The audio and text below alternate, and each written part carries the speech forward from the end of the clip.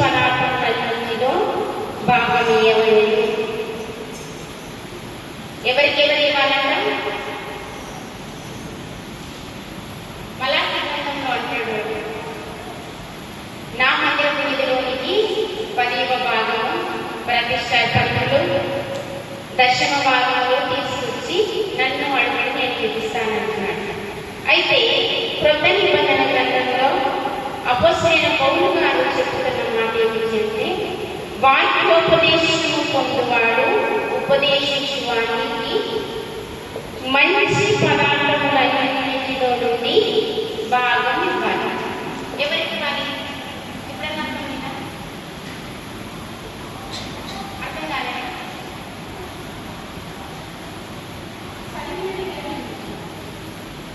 వాక్యము బోధించువానికి వినువారు ఏమివ్వాలి? మంచి పదార్థములన్నిటిలో భాగం ఇవ్వాలి. ఉపదేశించువానికి వినువాడు మంచి పదార్థంలో ఇవ్వాలి.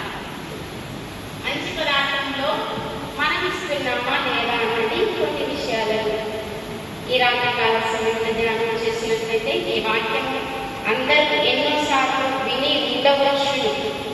అయితే పాత నిబంధనలో కూడా ధర్మశాస్త్రం మోషే గారు చెప్తున్నాడు. ద్వితీయోపదేశకాండం 12వ అధ్యాయము 19వ వచనంలో కూడా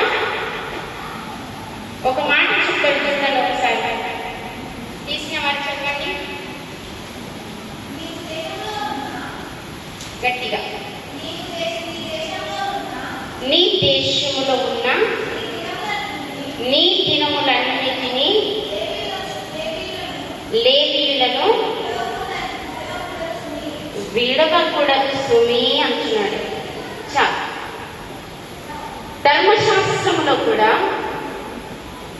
ప్రవక్త అయిన మోషే గారు కూడా చెప్తున్న మాట, నీ దేశములో నీవు నివసించే దినములన్నీ కూడా లేవీయులను విడవకూడదు సుమి అని అక్కడున్న ఇశ్రాయేలు ప్రజలకు చెప్పుతున్నాడు.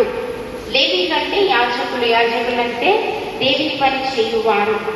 ఈ మాట అక్కడే పదే పదే చెప్తున్నావు అని కూడా మీరు నన్ను అడగవచ్చు. కానీ కోతకాల పండుగ అని మనం ఆచరిస్తున్నాము, కోతకాల పండుగ అని మనం చేసుకుంటున్నాం కాబట్టి దీనికి సంబంధించిన మాటనే చెప్పాలి.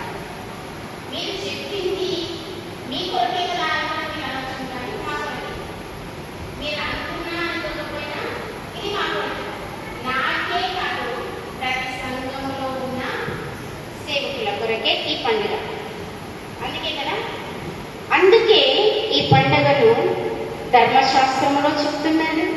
తర్వాత అపోస్తలుడైన పౌలు గారు కూడా చెప్తున్న మాటలు, వాక్యోపదేశము పొందువాడు ఉపదేశించువాడు వాటి అన్నింటిలో మంచి పదార్థములన్నిటిలో భాగమయ్యాలని ఎందుకు చెప్తున్నాడు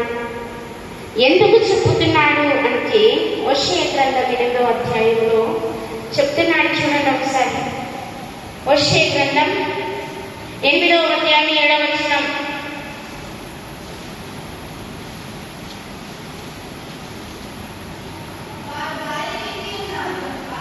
వారు గాలిని ఎత్తి ఉన్నారు కనుక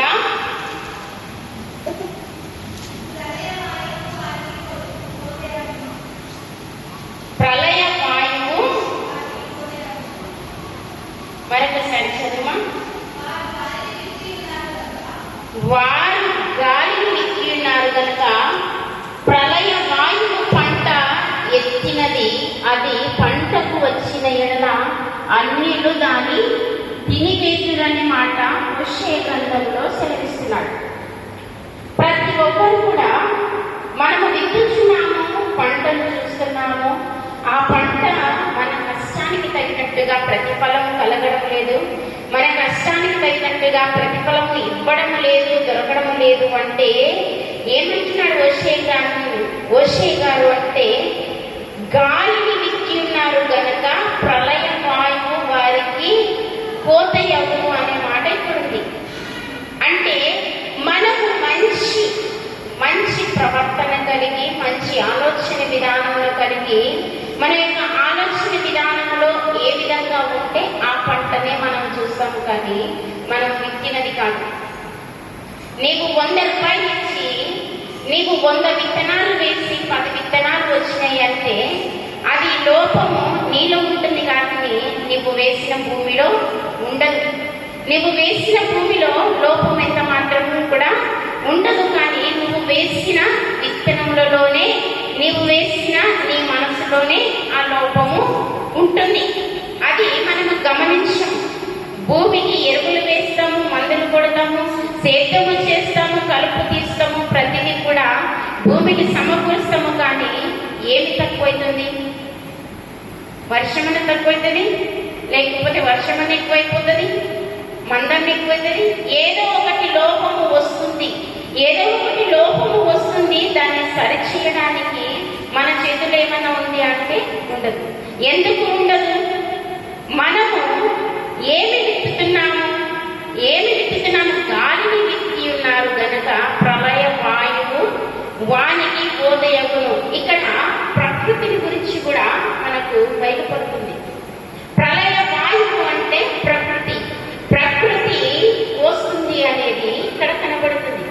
మనము విత్తనములు ఎంత మంచి ఉన్నప్పటికీ ఆ పంట మనం చూడలేకపోతున్నాము. ఆ పంట మనకు ప్రతిఫలం ఇవ్వడం లేదు, నష్టానికి కలుగుతుంది ఈ యొక్క పంట అని మనము బాధపడుతుంటాము. కానీ మనము ఏ పంట వేస్తున్నాము?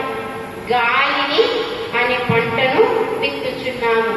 గాలి ఏ విధంగా ఉంటుంది? ఇక్కడ విసిరింది ఇంకెక్కడికి వెళ్తుందో అది కనపడదు. అంటే దేవుడు చెప్తున్న మాట ఏమిటి అంటే మనము కనపడని విధముగా మనము పంటలు వేస్తున్నాం. కనపడని విధముగా పంటలు వేస్తున్నాం కాబట్టి ప్రళయ వాయువు వచ్చి దాన్ని ముంచివేస్తుంది. ప్రళయ వాయువు వచ్చి దాన్ని కొట్టుకొని వెళ్ళిపోతుంది. ప్రళయ వాయువు వచ్చి ఆ పంటను నాశనము చేస్తుంది. ప్రతి ఒక్కరము మనం అనుకుంటాము వర్షాలు వచ్చే పంట నష్టమయ్యా, వర్షాలు రాకపోయా, వర్షం రాక పంట నష్టమయ్యని మనం అనుకుంటాము. కానీ ఇది పొరపాటు. మనం ఏ విధంగా విత్తుతున్నాము, ఏ విధంగా మనము విత్తితే ఏ పంట వస్తుందనేది మనం జ్ఞాపకం చేసుకోవాలి. అందుకని హోషే గారు సెలవిస్తున్నాడు, ప్రళయ వాయువు వచ్చి కొట్టుకొని పోతుంది. గాలి అంటే మనం విత్తుచున్నామనే మాట ఇక్కడ జ్ఞాపకం చేస్తున్నాడు. 10వ అధ్యాయము 12వ వచనంలో మంచి మాట ఉంటుంది. అక్కడ చూడండి, నీతి ఫలించినట్లు మీరు విత్తనములు వేయుడి, ప్రేమయైన కోత మీరు కోయుడు. యెహోవా వెతుకుటకు ఇదే సమయము గనుక ఆయన ప్రత్యక్షమై మీ మీద నీతి వర్షం కురియునట్లు ఇది వరకెన్నడు దున్నని వీడు భూమి దున్నుడనే మాట ఇక్కడ ఉంది. ఏమి విత్తనము వేయాలి అని చెప్తున్నది వాక్యము అంటే ప్రేమ అనే విత్తనము, ప్రేమ అనే నీతి అనే విత్తనము మనము వేయాలి అంటే నీతి అనే విత్తనము వేయాలి. ఇదే యొక్క పుస్తకములోనే 2 మాటలు కూడా కనబడతాము.